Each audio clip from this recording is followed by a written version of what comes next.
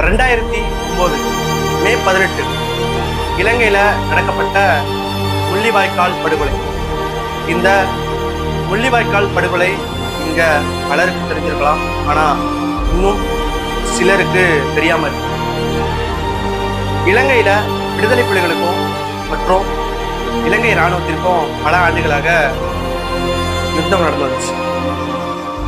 தமிழில விடுதலை புலிகள் தனக்குன்னு ஒரு நாடு வேணுங்கிற கோரிக்கையில இந்த யுத்தத்தை தொடங்கினாங்க. பல ஆண்டுகளாக 35 ஆண்டுகளுக்கு மேலாக யுத்தங்களை செஞ்சு வந்துட்டு இருந்தாங்க. அப்படி இருக்கும் பொழுது விடுதலை புலிகள் முற்றிலும் அழிக்க வேணும் அப்படிங்கிறத பல உலக நாடுகள் உற்று நோக்கி கவனிச்சுட்டு இருந்தாங்க. ஏன்னா விடுதலை புலிகள் இருக்க இருக்க மிகவும் தீவிரமா ரொம்ப பயங்கரமா செயல்பட்டு இருந்தாங்க. அவங்களுடைய இயக்கத்தை மிகவும் வலிமையா மாத்திக்கிட்டு இருந்தாங்கிறத பல உலக நாடுகள் உற்று நோக்கி கவனிச்சுக்கிட்டு இருந்தாங்க. அப்படி உள்ள சூழ்நிலையில தான் அமைதி காலம் வருது இலங்கையில. 2009 மே 18 இலங்கை இராணுவம் ஒரு அறிக்கை விடுது. மக்கள் அனைவரும் ஒரு இடத்துக்கு போயிடுங்க, அந்த இடத்துல உங்களுக்கு எந்த ஒரு பிரச்சனையும் வராது, எந்த ஒரு துன்புறுத்தலும் வராது அப்படிங்கிறத இலங்கை இராணுவம் சொல்லியிருந்தாங்க.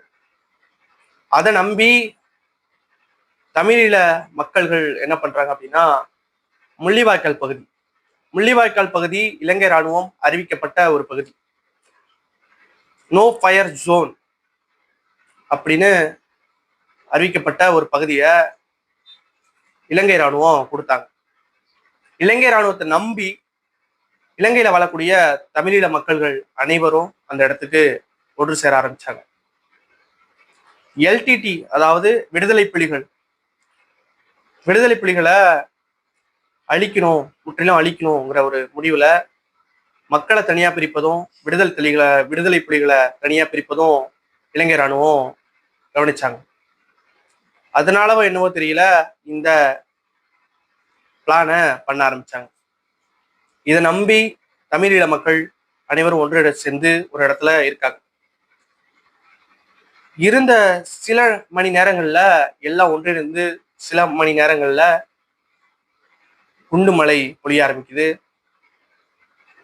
எந்த இடத்துல உங்களுக்கு எந்த ஒரு பிரச்சனையும் இருக்காதுன்னு சொன்னாங்களோ, எந்த இடத்துல உங்களுக்கு எந்த துன்புறுத்தலும் இருக்காதுன்னு சொன்னாங்களோ, எந்த இடத்துல நான் உங்களை